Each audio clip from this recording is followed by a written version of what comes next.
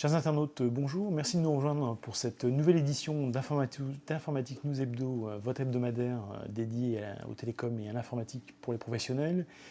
Et comme chaque semaine, je suis en compagnie de Guy Hervier pour décrypter l'actualité. Bonjour Guy. Bonjour Jean-François. Alors Guy, cette semaine, on reçoit Harry Zarouk, DG d'Oracle France, pour faire le point sur l'actualité d'Oracle. Bonjour. Bonjour. Mais avant de vous passer la parole pour échanger avec Harry Zarouk, je vous propose qu'on passe en revue ensemble l'actualité de la semaine, Guy. Oui. Alors, premier sujet qui a retenu votre attention cette semaine, Guy, encore un rachat.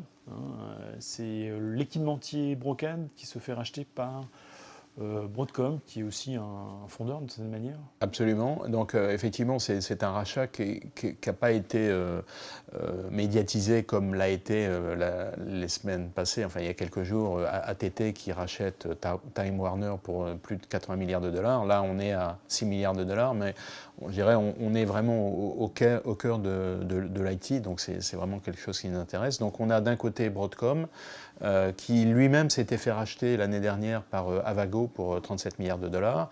Donc Broadcom rachète Brocade. Alors Broadcom, comme vous l'avez dit, fait des composants pour les réseaux.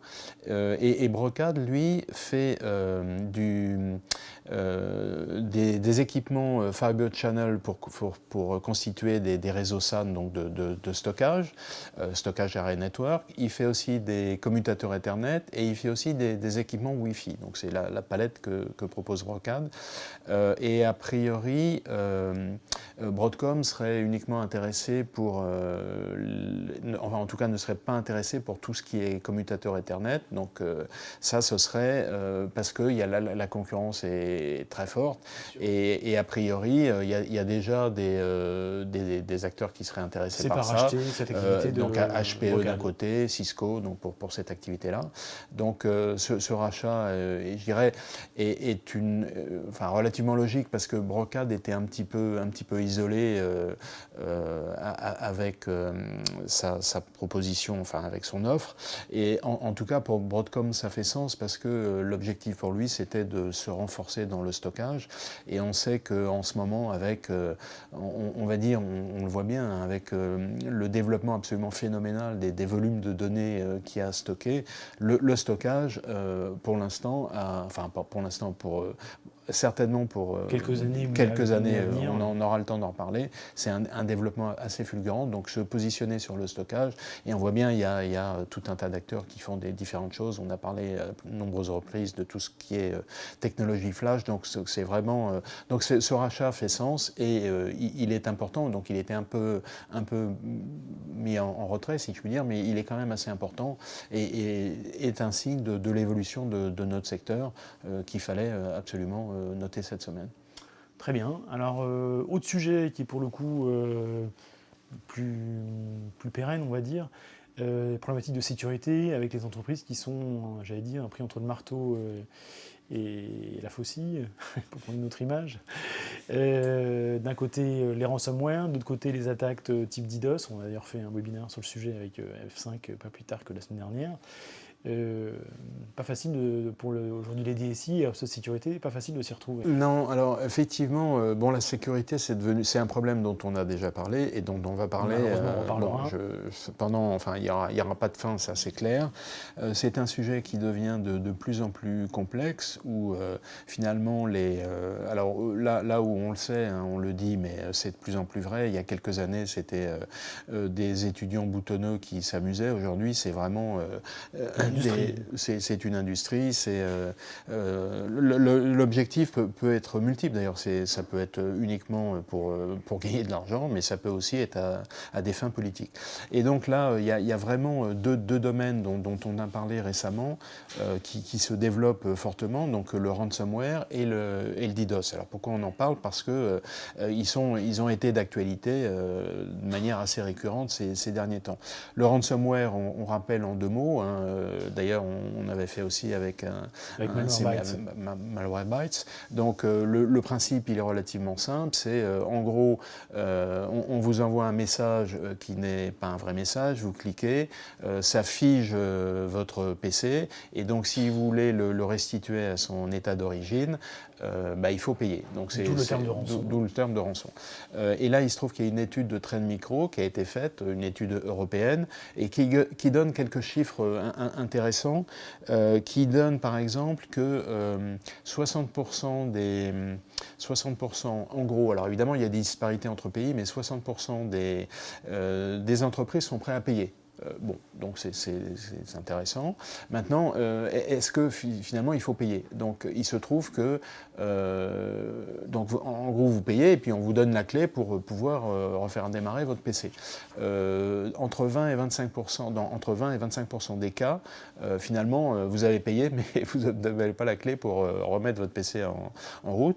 Et puis le troisième chiffre qui est intéressant, c'est combien il faut payer. Et en gros, le chiffre moyen qui est donné, c'est de l'ordre de 500 € par poste de travail.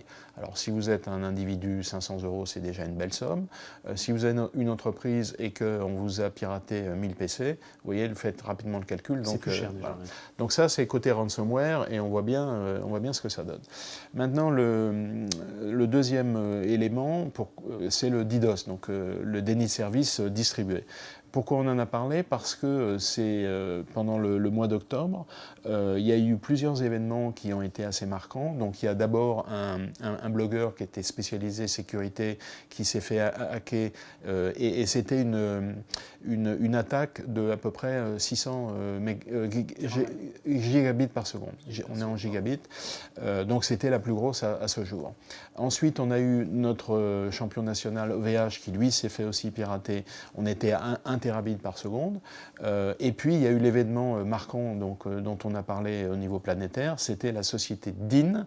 Donc DIN, c'était un DNS serveur qui s'est fait également pirater, ce qui a fait tomber tout un tas de sites extrêmement connus. Donc il y a eu Netflix, il y a eu le New York Times, il y en a eu plein, enfin, donc des sites de premier rang.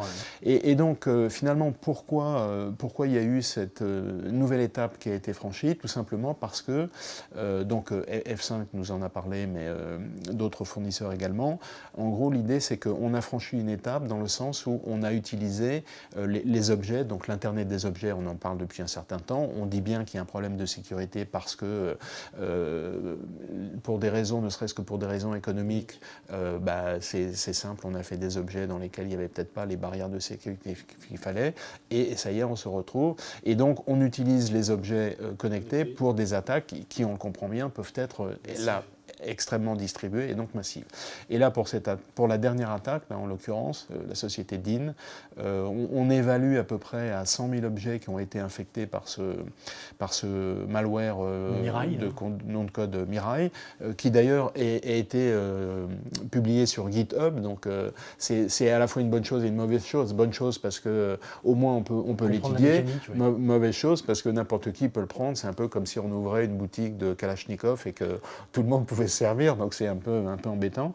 Donc là, on voit bien qu'on a franchi une nouvelle étape avec l'utilisation des objets, et donc malheureusement, c'est vraisemblablement, on le sait bien, on connaît la devise des Jeux Olympiques, situs, altus, fortus, donc on va aller certainement, les records ne sont faits que pour être battus, mais dans ce domaine-là, c'est sûr qu'on ne va pas attendre très longtemps pour que ce record de 1 terabit soit battu prochainement.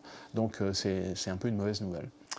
Eh bien, écoutez, on y reviendra sûrement, mais avant d'en reparler, on parle de cloud, d'ailleurs, c'est assez logique pour la suite, et une nouvelle étude qui vient de tomber sur les positions des uns et des autres au niveau mondial cette fois-ci, avec a priori 2 grands gagnants, AWS, Amazon Web Services sur le cloud public, c'est pas une surprise, et puis IBM au travers de SoftLayer sur le cloud privé.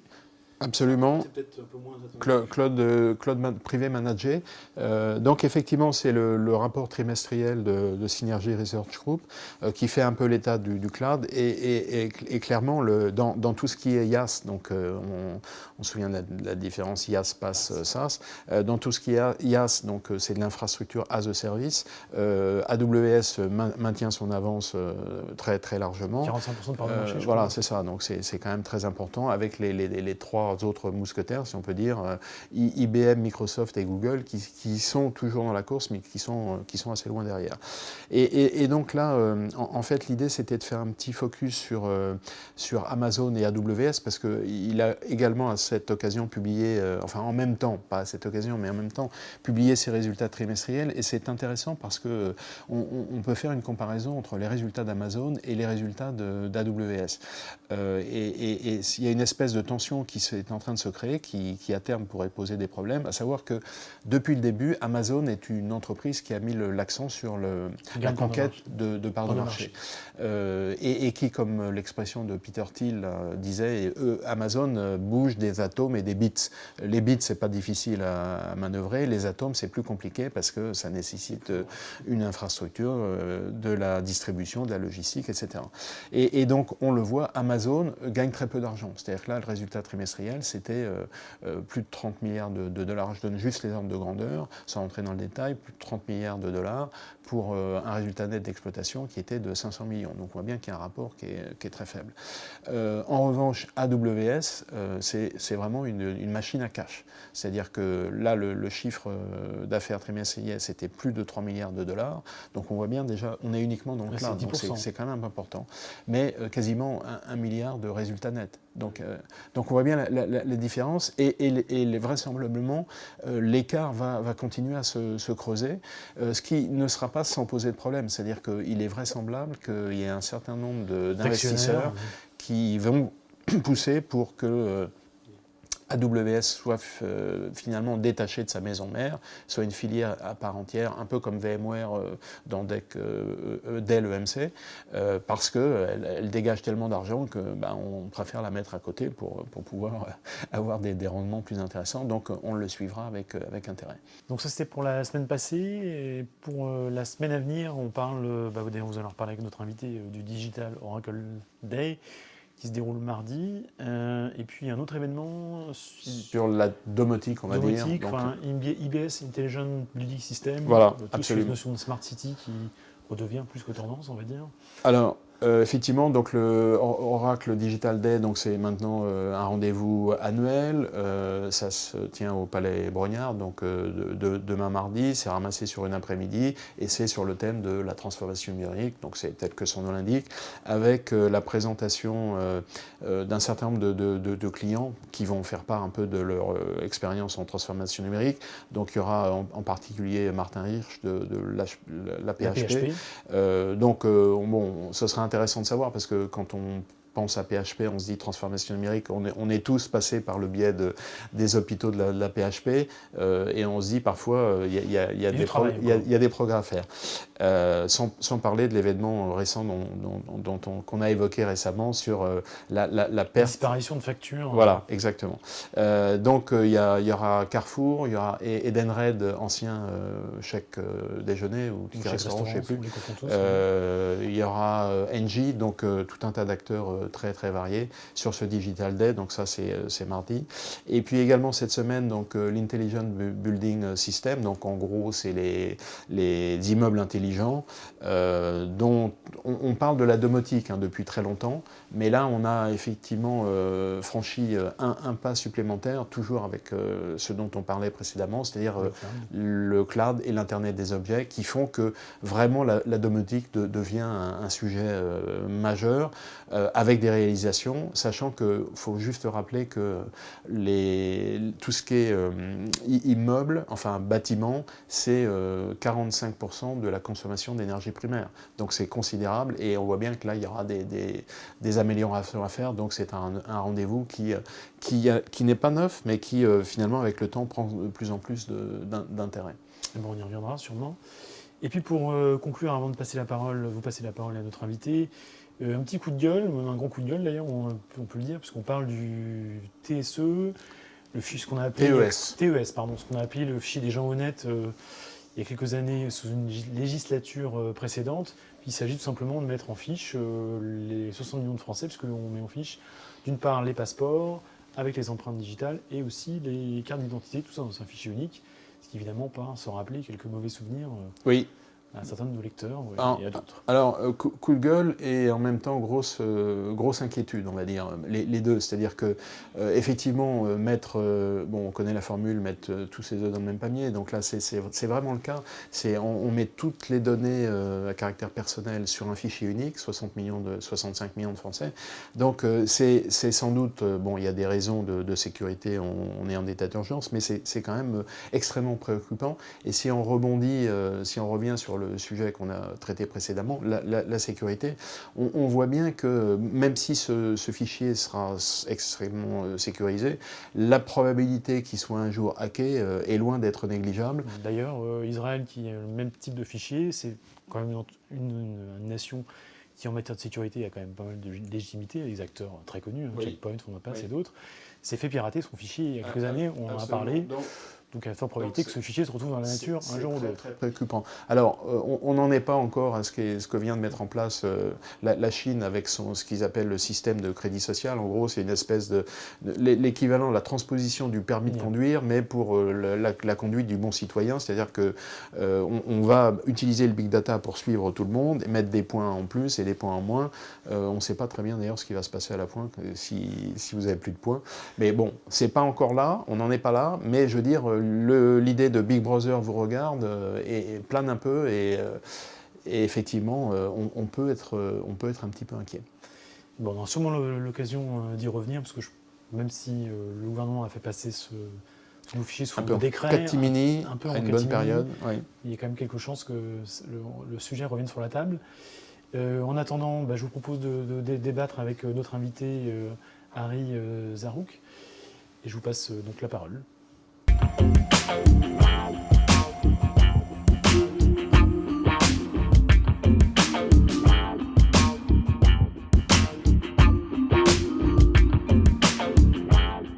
Bien, cette semaine, nous avons le plaisir de recevoir Harry Zarouk, qui est directeur général de Oracle France, donc depuis juillet dernier, mais qui est aussi responsable, directeur de l'infrastructure cloud depuis 5 ans chez Oracle, donc il connaît bien cet environnement-là. Alors, Harry Zarouk, bonjour. Bonjour. On va commencer déjà par votre actu de la semaine, enfin en tout cas de la semaine passée. Quels sont l'événement ou les événements qui ont retenu votre attention plus particulièrement? J'en retiendrai 3. Le mois d'octobre a consacré donc le dépassement de l'Internet mobile sur l'Internet fixe, donc plus de consommation sur Internet depuis un smartphone ou une tablette que depuis un ordinateur. Alors, je crois que pour compenser ce que vous dites, effectivement, les utilisateurs moyens sortent leur téléphone portable plus de 100 fois par jour. Donc ça prouve qu'on est bien accro. Et c'est bien les utilisateurs moyens. Voilà, donc quand on est connecté toute la journée sur ses mails, on considère aujourd'hui que la transformation digitale est complètement lancée et que la mobilité est un point clé de cette transformation. Les entreprises devront d'ailleurs s'y adapter. Donc ça, c'est un révélateur important sur le mois d'octobre. Un deuxième point d'actualité que je trouve intéressant, c'est la Banque publique d'investissement, BPI, qui encourage davantage les entreprises PME, PMI à se moderniser. Comment? Alors c'est un vaste programme lancé en 2013, mais là on voit une accélération en proposant donc des crédits sans garantie jusqu'à hauteur de 5 millions d'euros, sans garantie sur la société ou le patrimoine de l'entrepreneur. Et je trouve ça très bien. Le dernier point d'actualité, demain il y a le Digital Day d'Oracle, il y a aussi, paraît-il, une élection outre-Atlantique, et c'est le piratage des mails d'Hillary Clinton, qui nous rappelle quand même qu'à l'heure de la donnée et de la capitalisation de la donnée, la sécurité est job one. Ok, alors je vous confirme bien, effectivement, demain c'est l'élection outre-Atlantique, ça c'est sûr, et c'est aussi le Digital Day, on aura l'occasion d'en parler un petit peu après.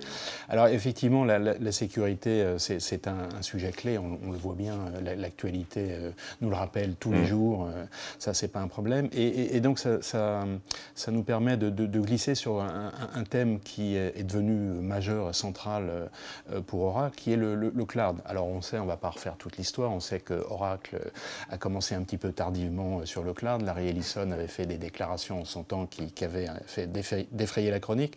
Donc maintenant, vous êtes à 100% orienté sur le cloud. Est-ce que vous pouvez, et puisque ça fait 5 ans que vous vous occupez de cette thématique, donc vous la connaissez particulièrement bien, est-ce que vous pouvez nous expliquer comment cette stratégie cloud se décline en France et quelles sont les prochaines étapes que vous allez mettre en place pour que tout ça se décline parfaitement sur l'Hexagone? Alors Guy, vous évoquez le fait qu'on était un petit peu en retard. Le but, c'est surtout d'éviter un faux départ et, comme dans toute course, d'être présent à l'arrivée. Alors, On connaît tous le livre et la tortue. voilà, exactement. Alors, ça fait quand même 10 ans que la transformation d'Oracle vers le cloud est engagée, à peu près une dizaine d'années. Au travers de quoi? De la modernisation de toutes nos solutions applicatives dans le cloud, mais également par le rachat, au fil des années, de solutions matérielles et logicielles qui nous permettent aujourd'hui de constituer un portefeuille très complet de solutions disponibles à la fois chez le client, on-premise, ou directement dans le cloud, puisque c'était une condition impérative pour notre management à Redwood de proposer une solution réversible. Et pour avoir la possibilité en tant que client de sortir d'un cloud, il est obligatoire de proposer des solutions qui soient le plus identiques possible chez le client et chez nous. Donc la réversibilité était un impératif catégorique. Donc finalement, c'est un peu le pendant du cloud hybride qui permet justement d'associer deux solutions et de jouer sur l'un et sur l'autre en fonction des... Et c'est la stratégie d'Oracle. C'est proposer donc une solution de cloud hybride. Pourquoi? Puisque nous considérons que les entreprises aujourd'hui ne doivent plus s'interroger à savoir si elles doivent engager cette transformation vers le cloud. Elles vont y aller, et je reviendrai tout à l'heure sur les pronostics de notre management américain et de Mark Hurd, qui est paru dans la presse récemment. La question n'est plus si on y va ou pas, mais la question c'est à quelle vitesse, selon quelle maturité. Donc il faut pouvoir, en tant qu'éditeur ou fournisseur de solutions de cloud, comprendre que nos clients sont tous différents et se transformer un petit peu. Nous étions avant les sachants, aujourd'hui il faut être peut-être plus les écoutants ou les apprenants et savoir que leur transition vers le cloud ne se fera pas en une seule phase. Donc nous avons une politique d'adresser certains clients directement au travers de projets vers le SaaS, vers le cloud public d'Oracle, pour ceux qui le peuvent. Tous les clients ne peuvent pas, certaines applications ne sont pas encore suffisamment éligibles à ce cloud public. Nous leur proposons des transitions vers le IaaS et le PaaS en attendant la suite. Donc en gros, si je comprends bien, c'est pour résumer ce que vous dites, c'est que vous êtes prêt pour faire du cloud 100% dès maintenant, mais comme les clients, eux, ne le seraient pas et ne vont pas évoluer tous à la même vitesse, en gros, vous êtes prêt à vous adapter un peu au rythme auquel ils sont prêts à évoluer vers le cloud. C'est un peu ça? C'est exactement ça, sachant que le marché se transforme avec l'avènement du cloud. C'est une question de pacte de confiance, ne pas être trop en avance ni trop en retard, être au même niveau et partager des perspectives communes avec chaque client. Donc le socle distinctif d'Oracle, c'est cette capacité à proposer une personnalisation du service cloud. Et nous avons la possibilité de proposer du public, du privé, ou les deux. D'accord. Est-ce qu'il est possible de dire, à la fin 2016, quand vous faites une offre à un client, globalement, quel est le pourcentage du cloud dans ce que vous proposez aujourd'hui? Alors, les résultats, très factuellement... En France, hein, j'entends bien. Le cloud représente à peu près aujourd'hui 1/6 de notre chiffre d'affaires. D'accord. Okay. Et la France est à peu près bien située par rapport à ce qui se fait soit dans les autres pays européens, soit par rapport aux États-Unis. On a un peu de retard. Enfin, en tout cas, les utilisateurs, les clients, un petit peu. Les réflexions n'ont pas eu de retard, mais la mise en route s'est fait un peu plus lentement. Et là, nous sommes en phase d'accélération. Je crois qu'effectivement, dans plein de technologies, on l'a vu, les Français mettent un petit peu plus de temps à réfléchir. Et une fois qu'ils ont pris la décision, ça va relativement vite. Alors, c'est à peu près la mentalité, c'est que d'abord, on analyse et on appréhende les écueils possibles d'une telle action avant de pouvoir exécuter, ce qui est un principe qui est tout à fait défendable et compréhensible, puisque nos grands clients et les grands DSI ne doivent pas rater cette transformation. Très bien.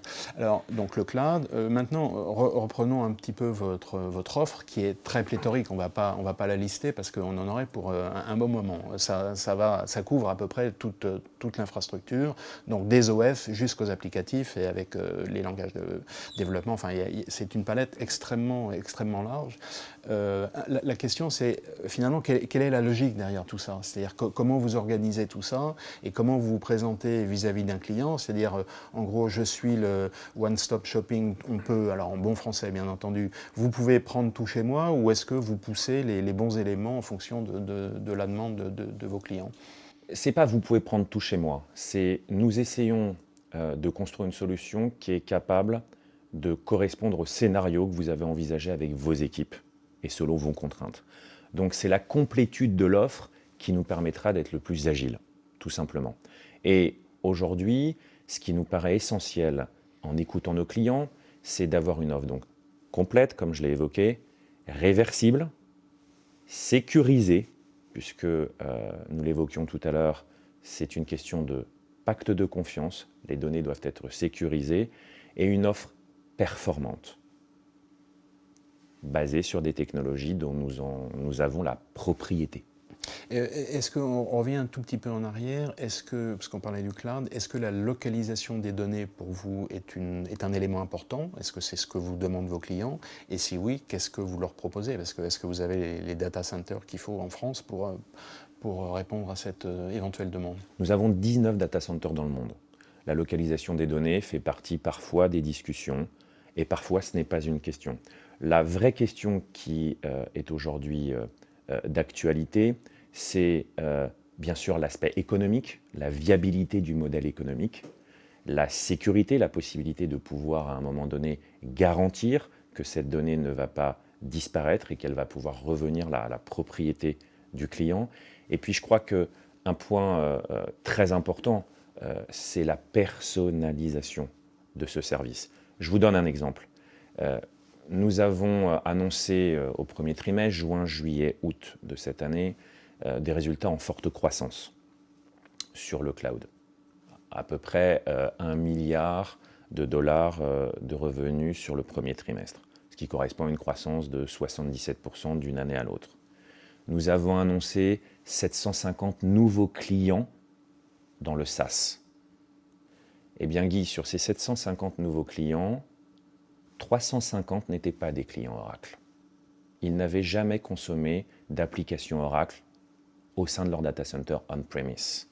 Et pour nous, c'est extrêmement important aujourd'hui d'établir cette relation et de la pérenniser. Pourquoi ils sont venus chez nous? Parce que nous avons personnalisé notre offre. Certains clients aujourd'hui ne veulent pas d'une solution SaaS qui leur impose des fonctionnalités génériques. Ils nous ont expliqué il y a 1 an ou 2 ans qu'il fallait peut-être des solutions PaaS associées à ce SaaS pour pouvoir personnaliser des offres. Vous prenez des grands du monde de la distribution et de la finance qui ne peuvent pas aujourd'hui exclusivement utiliser les fonctionnalités génériques des éditeurs. Et c'est ça qui a motivé et animé toutes nos recherches-développement à coût de plusieurs milliards par an depuis des années. D'accord. Vous faisiez référence à 19 data centers dans le monde. Donc, est-ce qu'il y en a un en France pour l'instant? Il n'y en a pas encore en France. L'étude est en cours. Il y a une étude en cours. Et nous verrons bien. D'accord, ok. Donc c'est peut-être dans un avenir relativement proche, on pourrait dire, pour être le plus précis possible. L'étude est en cours. Dernier point qu'on voulait évoquer avec vous, là, cette semaine, donc c'est demain, il y a l'élection américaine, comme vous l'avez dit tout à l'heure, il y a aussi le Oracle Digital Day qui va faire la part belle à la transformation numérique, donc ça c'est un thème, je dirais, récurrent dont on parle depuis un certain temps. Finalement, quels sont les atouts que Oracle peut apporter dans cette transformation numérique? Oracle étant au final un acteur, on va dire, traditionnel de l'IT, et la transformation numérique, a priori, va un petit peu au-delà. Donc, quels sont les atouts que Oracle peut apporter pour cette transformation numérique des entreprises? Bon, je vous remercie tout d'abord de parler du Digital Day, parce que c'est un événement annuel chez nous très important. Il a lieu demain, le 8 novembre, au Palais Brongniart. Nous allons recevoir des leaders d'opinion comme Martin Hirsch, directeur général de la PHP, qui va nous expliquer comment le marché de la santé est en train d'évoluer, celui de l'éducation également. Nous aurons des témoignages de TDF, de la Société Générale, de Carrefour, d'Edenred, SNCF. Donc on a beaucoup de clients demain au Palais Brongniart. Et l'objectif d'Oracle, au travers d'événements comme ça, c'est d'être un facilitateur. Demain, le Digital Day, c'est un carrefour d'échange. Des entreprises vont échanger entre elles. Certaines ont engagé une transformation digitale il y a quelques années. D'autres sont en passe de le faire.